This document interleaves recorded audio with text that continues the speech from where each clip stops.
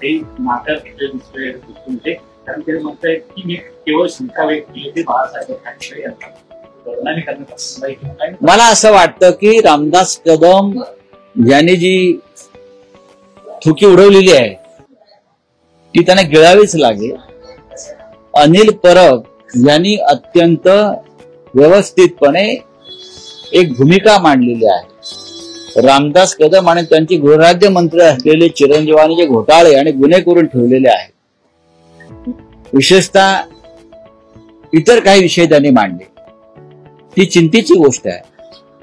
अशा पद्धतीनं जर मंत्री काम करत असतील तर देवेंद्र फडणवीस हे कॅबिनेट चालवत नसून एक गुंडांची टोळी चालवत आहेत. स्वतः रामदास कदम यांनी सांगितलं आहे की विधान परिषदेचे सभापती, त्यांच्याकडे बोट आहे त्यांचं, राम शिंदे यांच्या सूचनेवरून त्यांनी त्या घायवळ नावाच्या एका संशयास्पद व्यक्तीला शस्त्र परवाना दिला. असे आतापर्यंत किती शस्त्र परवाने दिले?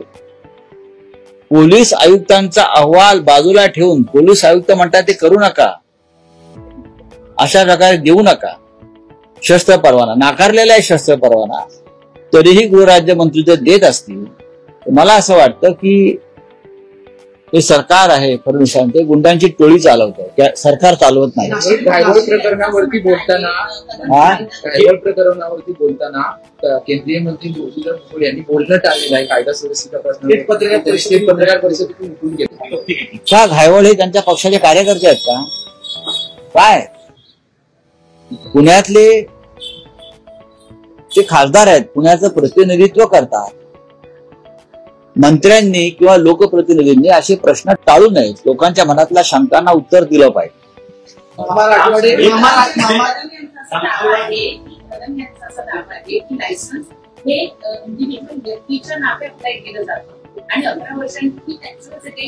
बघा, असं कोण म्हणतंय मला माहित नाही.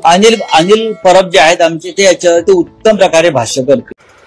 नवीन घडामोडी पाहण्यासाठी आजच आम्ही मुंबईकर 24 तासला लाईक करा, सबस्क्राईब करा आणि अपडेट रहा.